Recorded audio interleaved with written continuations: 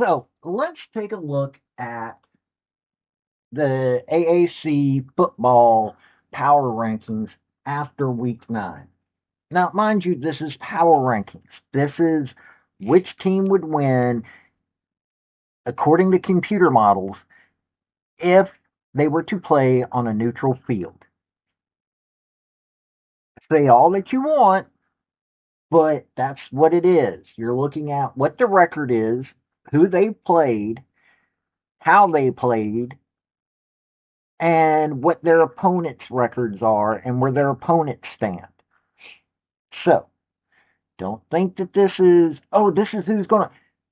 This is neutral field. What happens on the field will determine far more than the power rankings, but the power rankings will show you a lot. Now, there has been one change, and it's looking at who's done what. Uh, it may be a little early, but this is what it's looking like. So we're going to take a look at a whole bunch of things, but we're going to go from 14 to number 1. And yes, there will be complaining because there are certain people that are always going to complain because they don't understand neutral field and from what the scores are. Now, if you like AAC football, if you like college football, hit like, hit subscribe. I like covering the AAC football. I don't do every game every week, but I do a decent amount of it. So, hit like and subscribe and let's go. Hey folks, this is Paul with Redneck Sports. I want to thank you for viewing my video, and I want to give you one thought process. There was a famous coach at the University of Tennessee by the name of General Robert Nealon. He had 6 maxims, but number 2 maxim is what everybody should apply to their life. Play for and make the breaks. When one comes your way, score. That's how to live your life right there. Okay, still stuck at number 14 is the Charlotte 49ers. Them losing their primary QB1 and having to go with their backup, Grayson Loftus, in all honesty, I'm thinking this hurt them even worse. Grayson Loftus is just not even that good. If you take a look what he did against North Texas, okay, he did have 295 passing yards. They had 104 rushing yards. Think about that. That offense was pathetic. Threw 2 TDs, but no interceptions. That was a good thing. No rushing touchdowns. The 2 receiving touchdowns came from Javon Nicholas. 7 catches, 187 yards, 64-yard long run. Those 2 TDs. That was their decency. Colin Gill did recover a fumble by North Texas. They had 3 sacks on Mestamaker and 4 tackles for losses, 1 pass deflection. And, kicking, Liam Boyd had 2 field goals against North Texas, but it's still a 54-20 loss. Their defense was anemic. Tim Albin probably is questioning his life choices right about now because he's got so many players that are on the injury list. It's not even funny. This team might as well just be. Well, all they're doing is getting some of their players experience. That's the only thing that they're doing. Seriously. Javon Nicholas, has been shining a little bit. You take a look at him. His stats, he started at LSU but went to Charlotte. That should tell you what he was thought of as a player. So far this year, he's caught 41 catches, 541 yards, 3 touchdowns, a 64-yard long run. That's his longest this past game. He's also done some returning for Charlotte. He's had 7 attempts, got 82 yards on returns, as long as 26 on punts, none on kickoffs. Uh, It's that's a shining example for Charlotte right now. So that's Charlotte. Number 13, they've dropped down, is the Tulsa Golden Hurricanes. They're trying. I mean, they came within a point of Temple. It's 38-37 in overtime. This was just not a good look for Tulsa. I mean, this has not been a good year for Tulsa. They've won two games, and I mean they're fighting. Baylor Hayes, 19-31, had 296 yards through the air, three touchdown passes, but no interceptions. So that's a good thing. Uh, Two rushing touchdowns, one by Dominique Richardson, the other by Brady Foley. So that's good. Three through the air. One was by Grayson Tempest. The other one was by or two. The other two were by Brady Foley. So Brady Foley is a standout player. They had a few good runs. You got to give them that.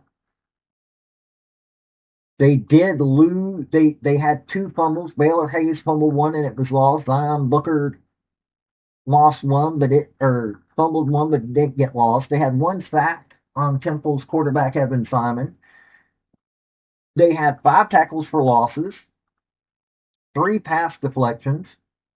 Their kicker only had Seth Morgan only had a chance for one uh, field goal, and he got it.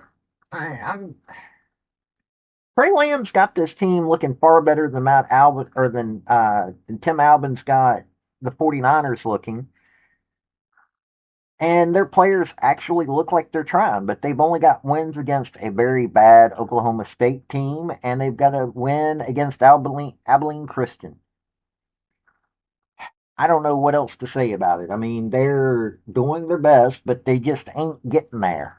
That's the problem. Now, UAB Blazers is number 12. They have one quality win. Memphis was ranked when they went in. You saw what Memphis did this year. Barely won against South Florida, but still was a win against South Florida. They've got a new QB1, which is Ryder Burton. He's 21-28, 258 yards, has thrown three touchdowns, one interception, been sacked once. Um, they decided to go away from Jalen Kitna. This offense now is looking a little bit different, but we've got to see. The defense looks more fired up now that they've got Mortensen head coaching, which them looking like they're more fired up. That's interesting. I mean, it really is. 31-24 against Memphis. That defense was doing what they did, especially the last of the game. This showed that Dilfer wasn't able to get this team motivated like they need to be. So they didn't play this week, but man, they're trying. Now, number 11 is the Rice Owls, and what Scott Abel is doing with them with this triple option is interesting. They're now 4-4. They have beaten Louisiana, Raging Cajuns, beat Prairie View, beat Charlotte, and now beat a UConn team that, to be perfectly honest with you, I ain't real. There are people that thought, oh, they're going to have a chance to go to the college football playoffs. Literally, somebody told me that. I'm just like, but UConn has beaten Boston College, FIU, Buffalo, Ball State, and Central Connecticut. So, it's a winning team. So they did beat a winning team. Rice, Chase Jenkins, you know, 17-22, threw a touchdown, didn't get an interception. Quentin Jackson, leading rusher, and got three touchdowns. DeAndre Hardiman got a touchdown. So four touchdowns on the ground. Quentin Jackson also got three receptions, got a touchdown, 75-yard long run. Quentin Jackson's knowing what he can do. Plus, he got a 73-yard rushing run. This is a interesting offense. Chase Jenkins did fumble one, but it wasn't lost. They got no sacks on UConn's quarterback. They did get 4 tackles for losses, 5 pass deflections. Their kicker Enoch Goda got a field goal.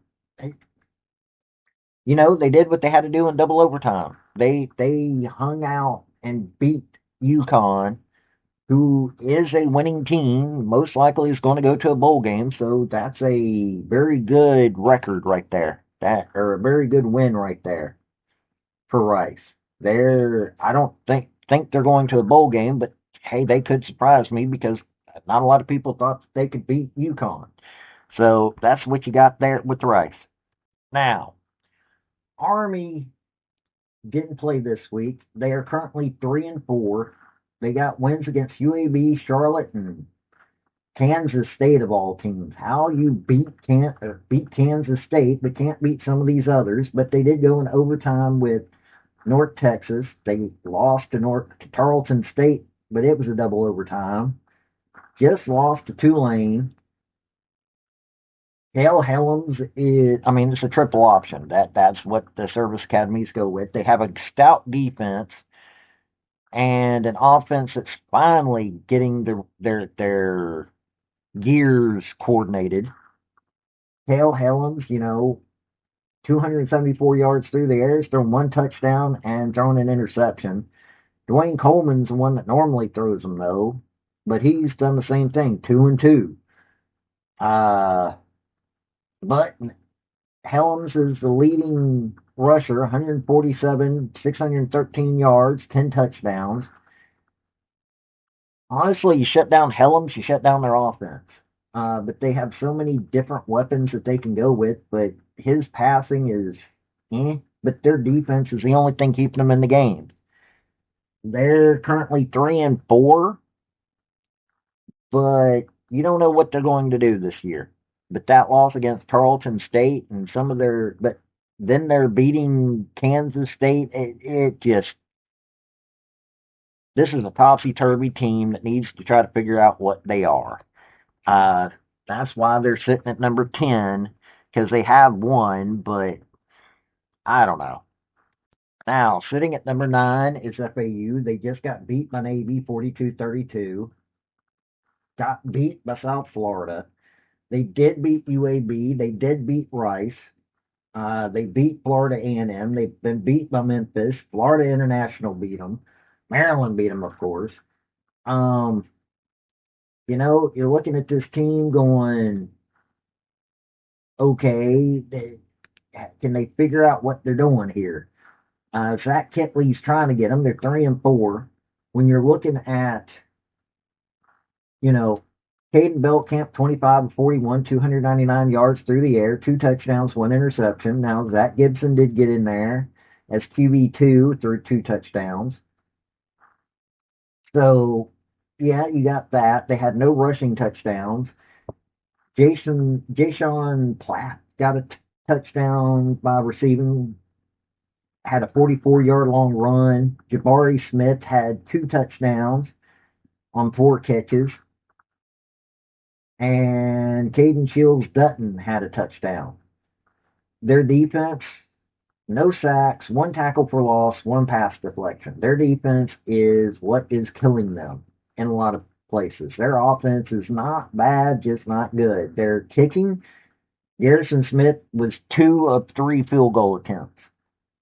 So they're 3-5, 2-3 in the American, and they're looking like they could be doing better, but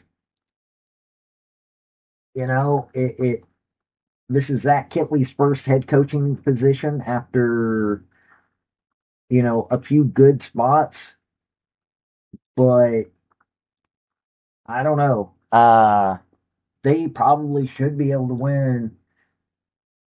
Uh, maybe 2 more games. I don't think they're going to a bowl game though. UTSA Roadrunners are sitting at number 8. They're 3-4 as well. They've beaten Rice, Colorado State, and Incarnate Word. Lost to North Texas, Temple, Texas State, and Texas A&M. Uh, they're a hit or miss team as well. They got Tulane coming up. Owen McCown is interesting. He's thrown for 1,310 yards, had 13 touchdowns, 4 interceptions, been sacked 9 times, so their offensive line is not doing him any favors. But the man knows how to throw. They've got 13 rushing touchdowns, 14 on the ground, or 14 through the air. Defense wise, they're usually getting to the opposing quarterback once or mostly twice a game. 31 pass deflections, 4 interceptions, returned one. They've got a decent defense, a decent offense. Their offensive line could hold a little bit better. Their defensive line is okay. It's them being at number 8 just shows that they might do some good, but they don't have a good chance to go to a bowl game with their record in front of them. They have Tulane, South Florida, Charlotte, East Carolina, and Army. I'm thinking 5 wins this year, and I mean, if you look at what they should be projected, it's a decent team, just not there yet. Uh, I mean, Jeff Traylor is doing all he can to get this team going the way it needs to go. This being him having been there since 2020, won 2 conference championships. He had a winning season, has had 2 winning seasons in the American. This season's just not been going good for him. Now, sitting at number 7 is the Temple Owls. They just beat Tulsa by 1 point um, in overtime. They're 5-3, could probably get a bowl game. Maybe they've got to play East Carolina, Army, Tulane, and North Texas. Their losses to Oklahoma and Georgia Tech, no surprise there. Casey Keeler can build a team, and it's showing with what's going on. In this game, Evan Simon had 267 passing yards through 5 interceptions. They had no rushing touchdowns, though. Jaya Halloween, I need to learn how to pronounce that dude's name. Had 3 touchdowns, 24-yard long run on 10 catches. Jay Ducker had 4 catches, 2 touchdowns. Their rushing, I mean, they had 180 yards on the ground. They need to work on their rushing. Jojo Bermudez fumbled once, but they did have Russell Sykes recovering one from Tulsa. They had 1 sack on Baylor Hayes. They had 7 tackles for losses, 2 pass deflections. Their kicker had 1 field goal attempt and got it. Uh, that's Carl Harden. They're not a bad team at all. Casey Keeler, let me tell you something. I'm thinking Temple's fixing to be something scary. And I like Casey Keeler. I really do. And I think he just wanted one final challenge to his record. But yeah, that's Temple. Now, sitting there at number 6 and could get better is the undefeated 7-0 Navy Midshipmen. Now, Blake Horvath didn't throw any touchdowns in this 42-32 win over FAU, but Blake Horvath rushed for 4 touchdowns. It's Blake Horvath, of course. Alex Teska rushed one in. Braxton Woods rushed one in. They had, he was 8 of 12, and Braxton Woodson was 1 of 1. They did recover 2 fumbles, didn't fumble once. Had 3 sacks on Caden Beltcamp, and had 4 tackles for losses. Had 6 pass deflections. This is a very active team. Didn't have to kick a field goal. This is a Navy team that's being a Navy team. Brian Newberry is probably going to cry when this year when he has Teska, Horvath, and Heinrich gone. because those three have been the core of that offense. But this defense doing some holding like they needed to do this game. Hey, they deserve to be in that number 6 spot, and with their schedule, they got North Texas next, then Notre Dame, then South Florida, then Memphis, then Army.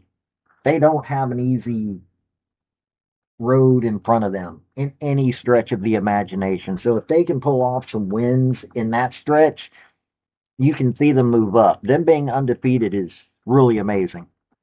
Number 5 is East Carolina. Now you may be wondering, well, they're only 5-3.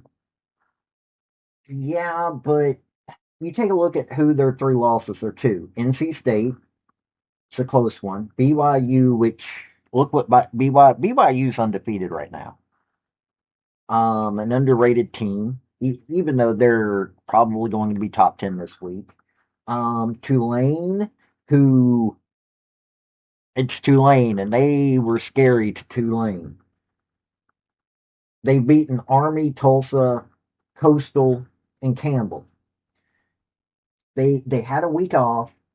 You're looking at their statistics. Blake Harrell's turned this team around.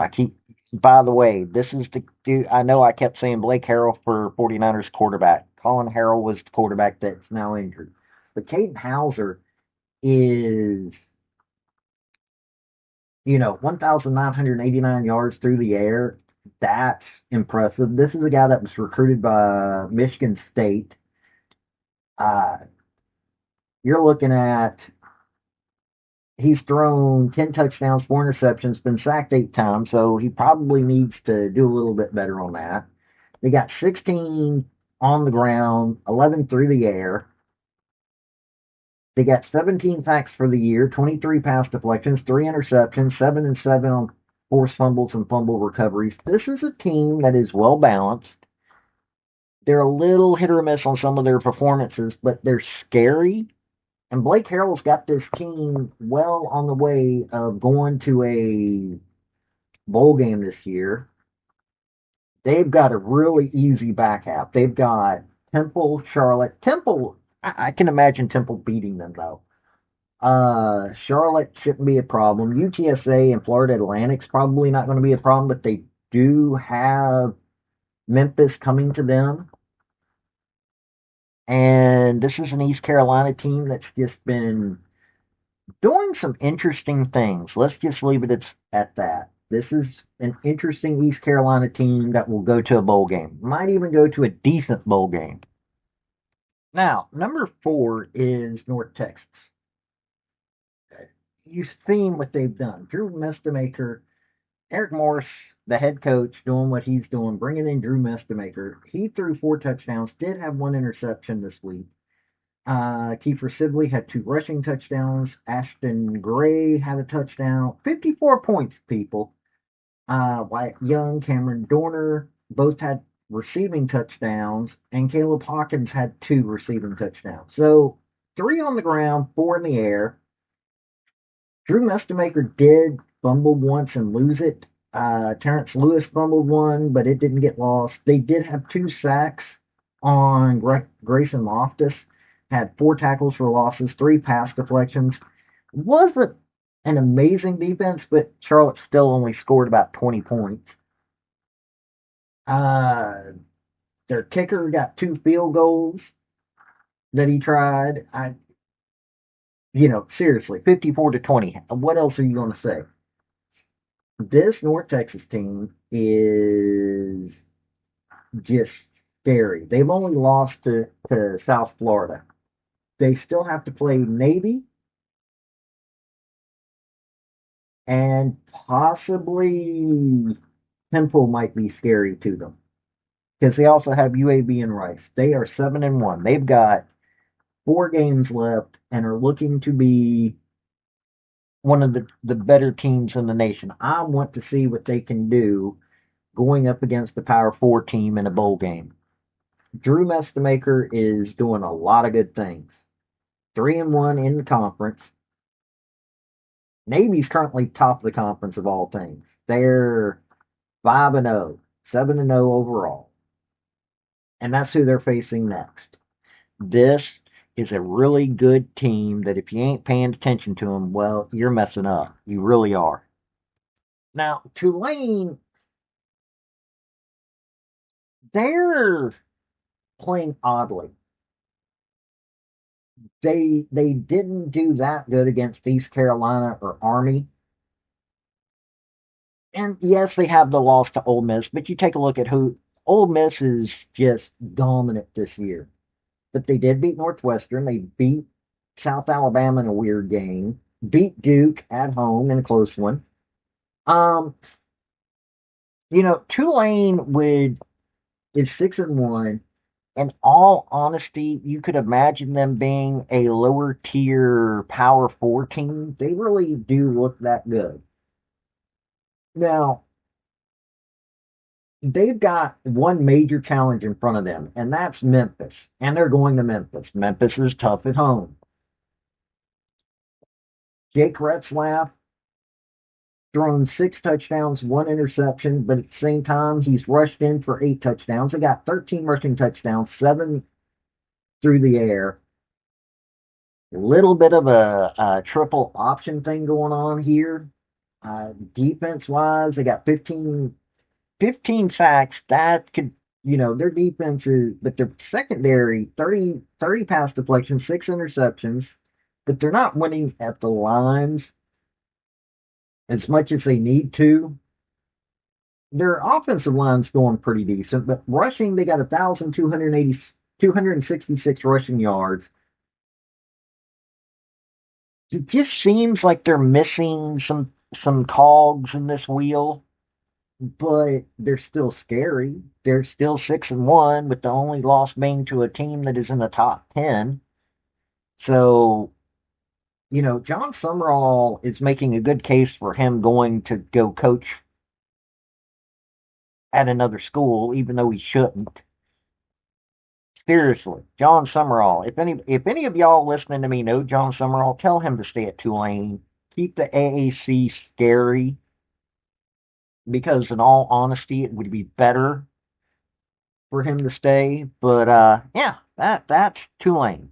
Now, number 2 is Memphis, and I know I've got going to have at least one person that's going to be screaming and yelling at this. But neutral field versus home field. They only won by 3 against South Florida at home, and they got lucky. They got an interception. What could have been a pass deflection turned into an interception. Don't tell me that they're. Now, am I saying that they're worse than South Florida? By computer rankings and everything, or by looking at the stats and all that, wins versus losses, or wins, let's just put it that way, um, and everything, you're looking at, yeah, they beat Arkansas. Big whoop. Everybody seems to be beating Arkansas. They got beat by UAB though. Seriously? Ooh, they beat UTC Moccasins. Ooh, they beat Georgia State. Let's see here. Georgia State's record right now is 1-7.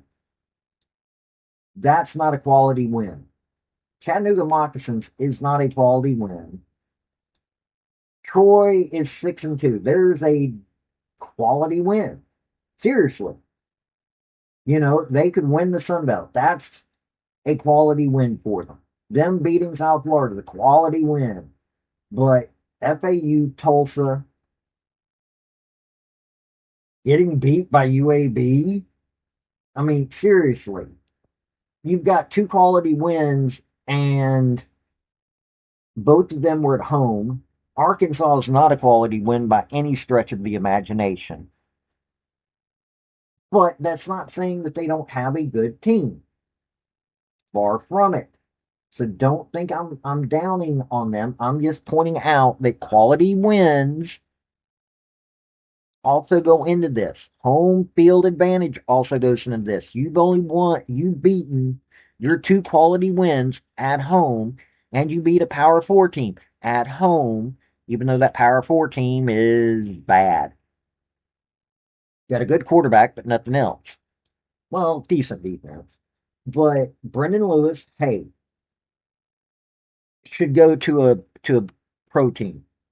27 to 44, 307 yards through the air, through two touchdowns. They had two rushing touchdowns. Greg DeRosiers had one. Frank Peasant had one. Cortez Braun had both the touchdowns receiving wise. Their defense, two sacks, seven tackles for losses, nine pass deflections. You got a key interception. So yeah, it's a good team. By no stretch of the imagination. They're number two.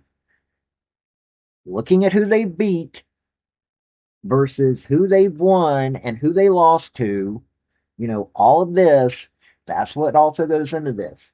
But Ryan Silverfield, and I hope to God he stays at Memphis. Ryan Silverfield is an amazing coach. I'm just saying, because of the record about who they've played against, is why that they're dropped down a little bit. Them losing to UAB and getting lucky in a game, but they kept it close. So that still means that they made the breaks. They still won the game. It's just it was at its home field advantage. This same game, anybody looking at it on the road or the neutral site would look at it far differently. Now, South Florida's still number one. They've only lost to number 9 Miami. Miami is still in the top 10. Memphis beat them. Okay, at Memphis. They've got they beat Boise State, who is most likely going to be the Mountain West Conference title game. Florida, I don't even know what to say about Florida. I honestly don't. Um, Florida's 3-4, but they're looking better than Arkansas is, which isn't saying a lot. But they went to the swamp and did it. That was the difference. They went to the swamp and did it. They didn't do it at home. They did beat North Texas at North Texas pretty convincingly. This is a team that shows that if they neutral field, yes, they could have beaten Memphis. Good teams. I think Alex Golish is showing that he can do a lot of good. Now, when you're looking at what happened in this game, Byron Brown threw one touchdown and had only the one interception. Rushing, Byron Brown had two rushing touchdowns, and Sam Franklin had a rushing touchdown. Jeremiah Kroger had their one receiving touchdown. Decent yardage. Sam Franklin had a 73-yard run. They had three sacks on Lewis. They had 8 tackles for losses. They had 7 pass deflections. Both these teams were fighting hard. Nico Gramatica missed a field goal, which, he was one of two. This is you know, I really excellent team. They didn't even have really that off of a game. They just didn't have what they normally have, which shows that Memphis is still a good team. That's what I'm looking at. That's what the computer models are looking at. South Florida still the better team if it was a neutral field advantage. That's not even an advantage. It takes away all the advantages. Neutral field, South Florida should win it by the computer. Now, the AAC, in my opinion, is really looking like the better, or is looking like the best of the group of five. They've got the better top teams. Yes, they still got Charlotte, but I kind of feel bad for Charlotte. Um, but UAB is able to beat Akron. Army is looking like they've got it turned around and will probably be doing some really interesting things, and they've got a Power 4 win. This is a conference that I would put up against anybody, and I would say that I could see AAC topping the MAC. I could see them topping Sunbelt. Mountain West, they've already proven that they can go toe to toe with the best in the Mountain West. I think that Memphis could also beat a team or most of the teams, if not all the teams in the Mountain West. So, it is what it is. North Texas can scare them. Tulane could do it. So, this is a saying that, oh, this is their power rankings. South Florida and Memphis are pretty much tied in most of the metrics. If it wasn't for Memphis's schedule, they would be able to say that after this win, they could be the top. But it's a metrics. Tulane, North Texas, those two are scary. So is East Carolina. Navy? Navy's just being Navy. And Temple, let me tell you something. I can see Temple doing. I can't wait to see Temple from this season or past this season. So yeah, this is a probably in a lot of ways the best of the group of five conferences right now. I know everybody's looking, oh, Boise State. Well, South Florida beat them badly. That wasn't even home field advantage beating. That was just a beating. So yeah, this is a good conference that I love covering. This has been Paul with Redneck Sports. Y'all have a good day now. Bye. I want to thank you for watching my video. And if you like what you saw, like, subscribe, and comment. Y'all have a good day now.